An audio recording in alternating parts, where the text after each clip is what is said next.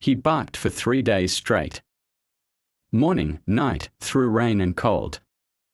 His voice grew hoarse, his legs tired, but he refused to move. People passed by. Some annoyed, some curious. But none stopped long enough to understand what he was trying to say. He was just a stray, after all. A limping, dirt-covered dog with sad eyes and a matted coat. No one gave him a name. No one gave him a chance. But this time, he was not barking for food or shelter. He was barking for something far more important. Behind the old seafood restaurant at the edge of town sat a dented metal dumpster. Its paint peeling, rust bleeding down its sides. This was where the dog stood. Barking. Circling. Watching. Over and over. For 3 full days. Some workers threw stones to scare him away. A few sprayed water. Still, he stayed. Barking louder every time someone came close. His eyes locked on the dumpster as if something inside was calling to him. Something fragile and fading that no one else could see. It was the 3rd morning when Carla noticed him. A janitor working the early shift at the neighboring laundromat. She had seen him before, wandering alleys with no place to go. But this time, something felt different. He did not run when she stepped outside. He did not growl or whimper. He just barked at the dumpster again, his tail low, his body trembling.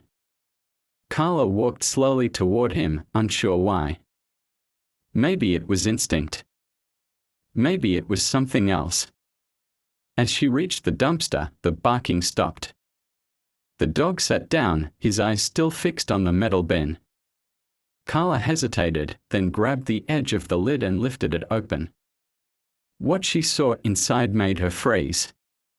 There, buried beneath greasy wrappers and broken boxes, was a tiny kitten. Barely breathing.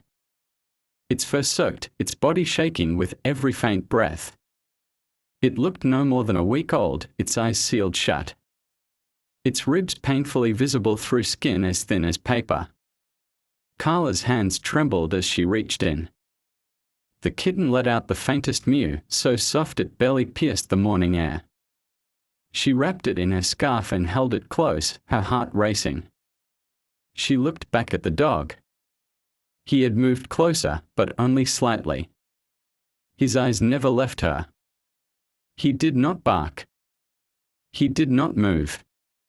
He just watched, silent now, as if to ask, "Will you help now?" Carla nodded, though he could not understand her words. She whispered softly anyway. She brought the kitten inside and wrapped it in towels. She called a local vet, explaining the situation through tears. A coworker offered to drive them both to the clinic. All the while, the dog waited outside, unmoving, guarding the door. When the vet arrived, they examined the kitten quickly. It was malnourished, cold, and dangerously dehydrated. But it had a heartbeat. A weak one, but steady. They placed it in a heated carrier and administered fluids. The vet looked at Carla with wide eyes and said, if he had not barked, this kitten would not be alive right now. Later that day, Carla returned to the alley. The dog was still there, standing in the same spot beside the dumpster. She approached slowly, holding out her hand. He backed away at first, unsure. His body low to the ground, ears twitching nervously. She spoke softly, letting him hear her voice. No sudden movements, no fear. After a long pause, he crept forward, one step at a time. When his nose touched her fingers, she could feel the hesitation melt into something softer. He allowed her to touch his head, just for a moment. News of the rescue spread quickly. The vet confirmed that the kitten had been abandoned for at least 2 days before it was found. It had likely been born in a box and discarded without a second thought.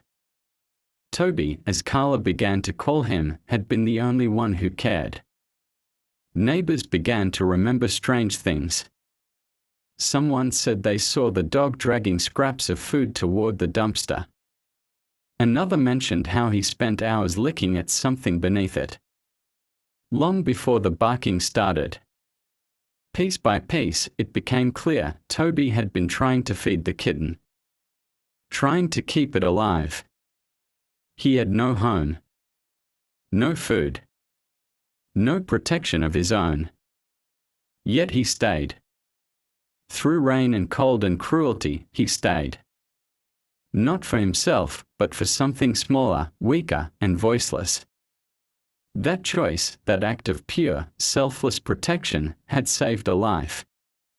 Carla began feeding him outside the laundromat each day. Toby came closer now, his trust growing with every kind gesture. A collar came next. Then a leash. Then a ride to the clinic. His limp was examined. His fur treated. He was healthy, though scarred. But more than that, he was finally seen. The kitten, now named Lucky, responded well to treatment. In just a week, she was feeding from a bottle. Her tiny paws gripping the fabric of Carla's shirt. She purred when held, a sound no one had thought they would hear again. Her eyes opened for the first time, cloudy but curious. Carla decided there was no question, both of them were coming home with her. She had lived alone for years. She had never imagined herself a pet owner. But that alley, that morning, and those eyes changed everything. Something inside her softened. Toby took to the new home slowly. He explored carefully, never far from the front door. But every time Lucky cried, he came running. He curled around her box like a shield. He sniffed her fur as if to check she was still breathing. Still safe. Now, weeks later, Lucky climbs on his back and rides him through the hallway like a little queen. They sleep curled together in the same bed. Eat side by side. Play without fear. The bond they share is not just rare, it is sacred. Carla often watches them from the doorway, still amazed. How did he know? How did a dog, broken by the world, find the strength to save something else? How did he see what others would not even hear?